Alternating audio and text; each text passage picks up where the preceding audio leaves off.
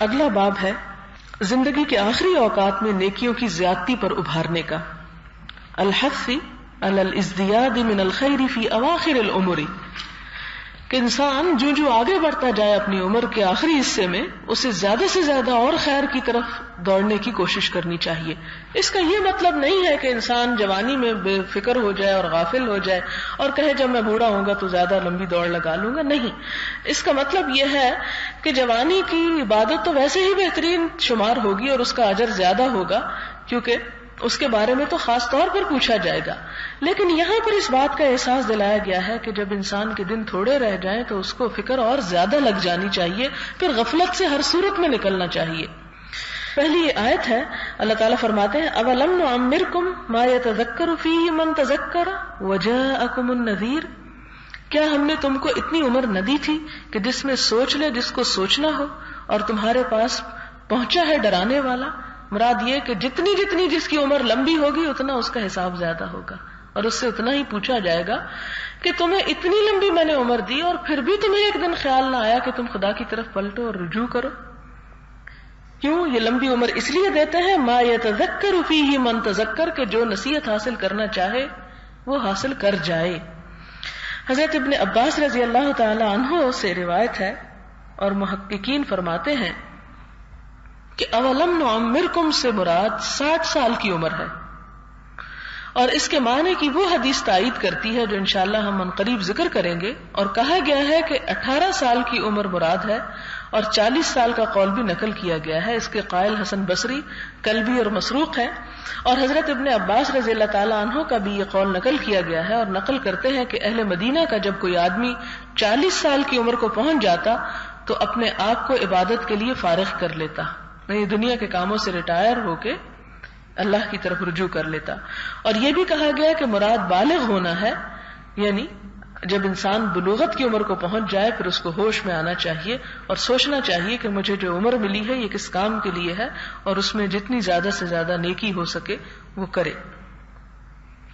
بہرحال ابن عباس اور جمہور کے نزدیک اس سے مراد ہے عمر دیا جانا، مراد یہ کہ زیادہ لمبی عمر اور آخری عمر مراد ہے.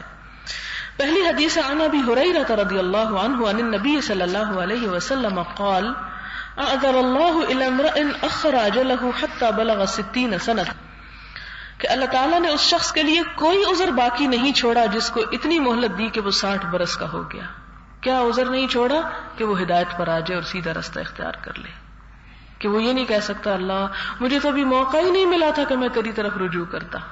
جس کو اتنی عمر مل جائے پھر اس کے پاس کوئی بہانہ نہیں ہے اپنے آپ کو بچانے کا. علماء کرام اس حدیث کا معنی بیان کرتے ہوئے فرماتے ہیں کہ جسے 60 سال کی عمر مل گئی تو اللہ تعالیٰ نے اسے اپنی اصلاح کے لیے اتنی مہلت دے دی کہ اس کے لیے عذر کی کوئی گنجائش باقی نہیں رہی. اگلی حدیث ہے ابن عباس سے کہ عمر رضی اللہ تعالی عنہ بدر کے شرکاء میں سے بزرگوں کے ساتھ مجھے بھی اپنے پاس حاضری کا موقع دیتے. تو بعض حضرات نے اپنے دل میں اس بات کو محسوس کیا کیونکہ ابن عباس کم عمر کے تھے، باقی سب بزرگ ان کے پاس بیٹھے ہوتے تھے جنہوں نے جنگ بدر میں شرکت کی اور میں ابھی بچہ تھا تو وہ مجھے بھی بلا لیتے اگرچہ میں چھوٹا تھا.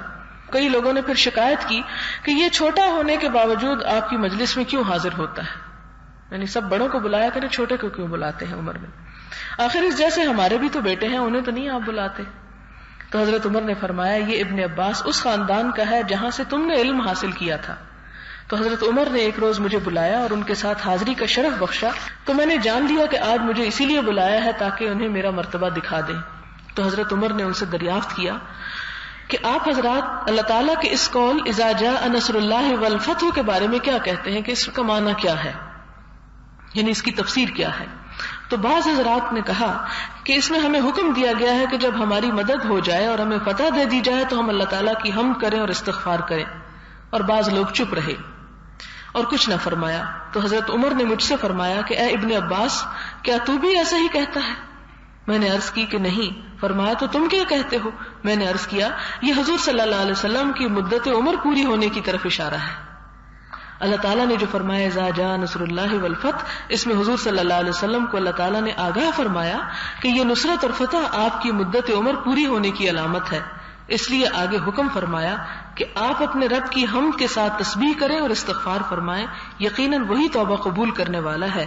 تو حضرت عمر رضی اللہ تعالیٰ عنہ نے میری بات سن کر فرمایا کہ جو کچھ تم کہہ رہے ہو مجھے بھی وہی معلوم ہے، یعنی تمہارا جواب درست ہے۔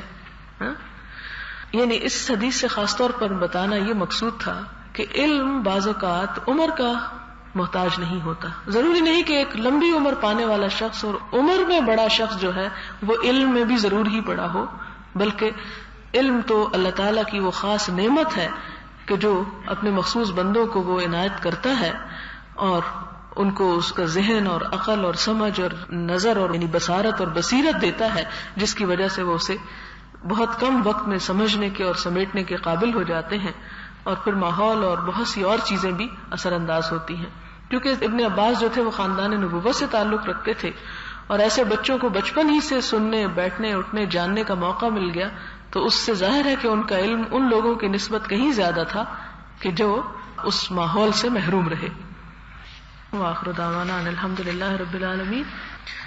سبحانک اللہم وبحمدک نشہد ان لا الہ الا انت نستغفرک ونتوب الیک۔ والسلام علیکم ورحمۃ اللہ وبرکاتہ۔